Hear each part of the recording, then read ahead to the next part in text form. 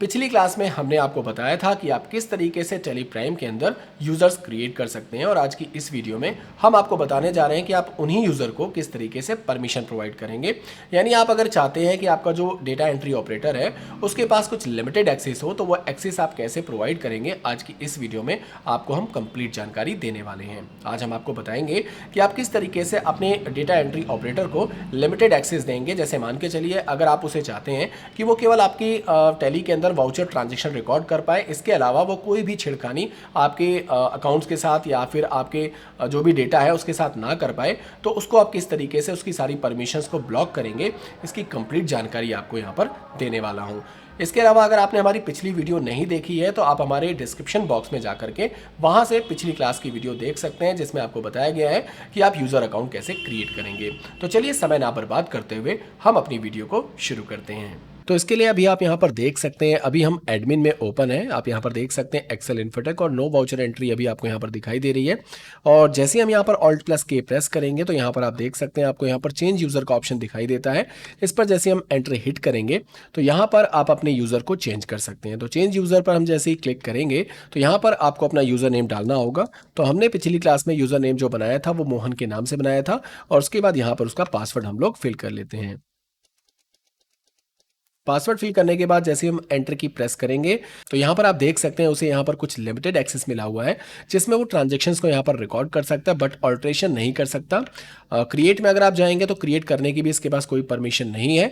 इसके अलावा अगर हम जाते हैं यहाँ पर डैशबोर्ड के अंदर तो डैशबोर्ड ओपन करने के लिए भी इसके पास कोई परमिशन नहीं है। तो इस तरीके से इसमें काफ़ी सारी परमिशंस को ब्लॉक किया गया है। अगर आप चाहते हैं कि इसमें कुछ परमिशंस को उसे आप अलाउ करना चाहते हैं तो वो आप कैसे कर सकते हैं, आज की इस वीडियो में डिटेल में बताने वाले हैं। तो इसके लिए आपको सबसे पहले एडमिन से लॉगिन होना पड़ेगा। तो Alt+K प्रेस करना है और यहाँ पर आपको आना है चेंज यूजर पर। इस पर जैसे आप एंटर हिट करेंगे तो यहाँ पर वापस से आपको चेंज यूजर पर क्लिक करना है और यहाँ पर आपको एडमिन नेम और अपना पासवर्ड फिल कर देना है। पासवर्ड फिल करने के बाद जैसे हम एंटर की प्रेस करेंगे तो आप यहाँ पर देख सकते हैं फिलहाल हम एडमिन से लॉगिन हो चुके हैं और हमारे पास यहाँ पर सारी परमिशंस यहाँ पर आपको दिखाई दी जाएगी। अब आपको वापस से Alt+K प्रेस करना है और यहाँ पर आप देख सकते हैं आपको एक ऑप्शन दिखाई देता है यूजर रोल्स का।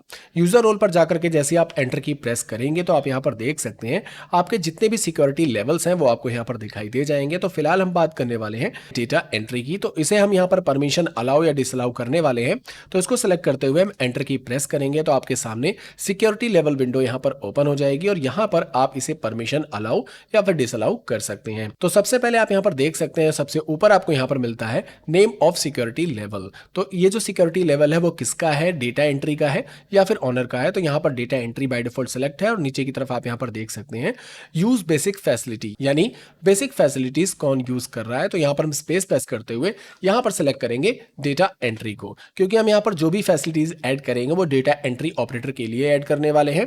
इसके बाद आप यहां पर देख सकते हैं आपको यहां पर नेक्स्ट ऑप्शन मिलता है days allowed for back dated voucher. इसका मतलब ये हुआ कि आपका जो यूजर है वो कितने दिन पहले की बैक डेट एंट्री पास कर सकता है। जैसे मैं यहां पर 5 डेज टाइप कर देता हूं तो इससे होगा क्या कि वो 5 दिन पहले की एंट्री यहां पर कर पाएगा, यानी बैक डेट में जाकर के वो 5 दिन पहले की एंट्री यहां पर कर पाएगा। इसके बाद आप यहां पर देख सकते हैं नेक्स्ट ऑप्शन आपको मिल जाता है cut off date for back dated voucher. यहां पर आप एक फिक्स डेट डाल सकते हैं जिससे बैक डेट की एंट्री ये पास नहीं कर पाएगा। जैसे मान के चलिए हम 1/4/2025 यहां पर डाल देते हैं तो इससे बैक डेट की जो ट्रांजैक्शन है वो यहां पर रिकॉर्ड नहीं कर पाएगा। इसके बाद आप यहां पर देख सकते हैं नेक्स्ट ऑप्शन आपको मिलता है allow to save report view for this company, यानी आपका जो यूजर है वो रिपोर्ट्स का कस्टम व्यू सेव कर सकता है या नहीं। आप उसे अलाउ करते हैं या डिसअलाउ करते हैं वो आपके ऊपर डिपेंड करता है। उसके बाद नेक्स्ट ऑप्शन आपको मिल जाता है allow to delete save views for this company. यहां पर आपसे पूछा जा रहा है कि आपका जो यूजर है वो आपका सेव रिपोर्ट व्यू डिलीट कर सकता है या नहीं, तो उसे आप अपने हिसाब से परमिशन यहां पर दे सकते हैं।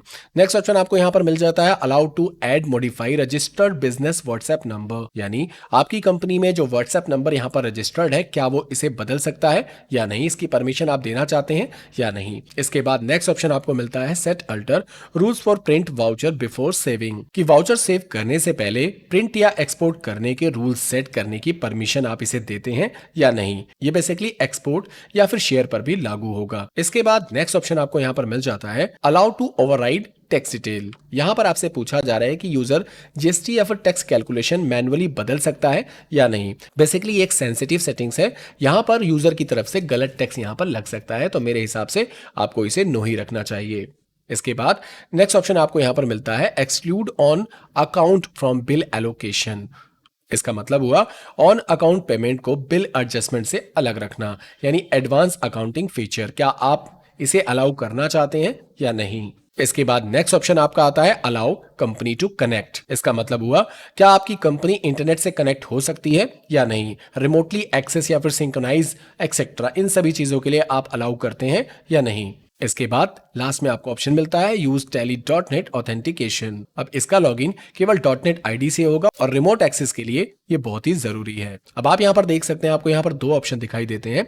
सबसे पहला ऑप्शन आपको यहां पर मिलता है disallow the following facilities, और यहां पर आप देख सकते हैं आपको एक और ऑप्शन मिलता है अलाउ द फॉलोइंग फैसिलिटीज। इन दोनों में आखिर क्या डिफरेंस है, यहां पर आप देख सकते हैं हमने जिन जिन चीजों को यहां पर ब्लॉक किया हुआ है उन चीजों को छोड़ करके बाकी सारी की सारी चीजों की फुल एक्सेस इस डेटा एंट्री ऑपरेटर के पास यहां पर रहेगी। लेकिन यहां पर आप देख सकते हैं अगर आप यहां पर किसी भी चीज को अलाउ करते हैं तो उसे छोड़ करके बाकी सारी चीजें ब्लॉक रहेंगी। तो यानी कि एक डेटा एंट्री ऑपरेटर के लिए जिसे आप केवल ट्रांजैक्शंस को रिकॉर्ड करवाना चाहते हैं, उसे सारी परमिशन नहीं देना चाहते हैं, तो यहां पर आपको मैं बताना चाहूंगा उसे केवल यहां पर जो अलाउ द फॉलोइंग फैसिलिटीज है यहां पर ही कुछ परमिशन दीजिए और बाकी सारी की सारी चीजें यहां पर ब्लॉक हो जाएंगी ऑटोमेटिकली। तो यहां पर आपको ध्यान रखना है यहां पर जितनी भी फैसिलिटीज हमने यहां पर ब्लॉक की हैं उनको छोड़ करके इसके पास पूरा का पूरा एक्सेस है, बट यहां पर आप जो भी परमिशंस देंगे उसको छोड़ करके बाकी सारी फैसिलिटीज यहां पर ब्लॉक हो जाएंगी। तो मैं आपको बताना चाहूंगा कि अगर आप एक एडमिन यूजर हैं और आप डेटा एंट्री ऑपरेटर को कुछ लिमिटेड एक्सेस देना चाहते हैं तो आपको यहां पर इसी ऑप्शन का इस्तेमाल करना चाहिए अलाउ द फॉलोइंग फैसिलिटीज का। तो मैं आपको बता देता हूं कि यहां पर आप किस तरीके से इसे एक्सेस दे सकते हैं। तो यहां पर आप देख सकते हैं फुल एक्सेस यहां पर अकाउंट मास्टर का इसको मिला हुआ है। इसी तरीके से आप यहां पर देख सकते हैं फुल एक्सेस यहां पर बैलेंस शीट का मिला हुआ है। ये सारे के सारे एक्सेस को हम छोड़ते हुए हम सीधे पहुंचेंगे अलाउ द फॉलोइंग फैसिलिटीज वाले कॉलम में। हम यहां से क्रिएट को सिलेक्ट करते हुए हम केवल चाहते हैं कि वो केवल वाउचर ट्रांजैक्शन ही कर पाए, तो उसके लिए हम यहां पर वाउचर्स को सिलेक्ट कर लेंगे। अब वो purchase, sale, payment, receipt, contra, journal जो भी वाउचर्स हैं उन सभी की ट्रांजैक्शंस यहां पर इजीली क्रिएट कर पाएगा। उसके बाद हम उसे अल्टर की परमिशन भी देते हैं, और अल्टर परमिशन हम किस में देना चाहते हैं, अल्टर परमिशन भी हम इसे देंगे केवल वाउचर्स के अंदर, कि वो केवल वाउचर के अंदर अल्टर कर पाए, इसके अलावा वो किसी भी चीज के अंदर अल्टरेशन ना कर पाए। इसके बाद अगर आप डिस्प्ले का आप यहां पर उसे परमिशन देना चाहते हैं तो दे सकते हैं। यहां पर अगर आप फुल एक्सेस देना चाहें किसी भी चीज का तो वो दे सकते हैं। तो फिलहाल अभी आप यहां पर देख सकते हैं हम उसे डिस्प्ले के अंदर केवल बैलेंस शीट का यहां पर उसे एक्सेस देना चाहते हैं, तो हम डिस्प्ले में बैलेंस शीट को यहां पर सेलेक्ट कर लेंगे। उसके बाद हम यहां पर एंटर की प्रेस करके इसे कंट्रोल ए की मदद से एक्सेप्ट कर लेंगे। अब इतना करने के बाद हम वापस से ऑल्ट की प्रेस करेंगे। यहां पर आपको चेंज यूजर पर जाकर के यूजर नेम चेंज कर देना है और यहां पर हम टाइप कर देते हैं वापस से मोहन और पासवर्ड फिल कर लेते हैं। तो अब आप यहां पर देख सकते हैं बैलेंस शीट यहां पर पहले दिखाई नहीं दे रहा था, जो कि अब यहां पर ओपन हो चुका है।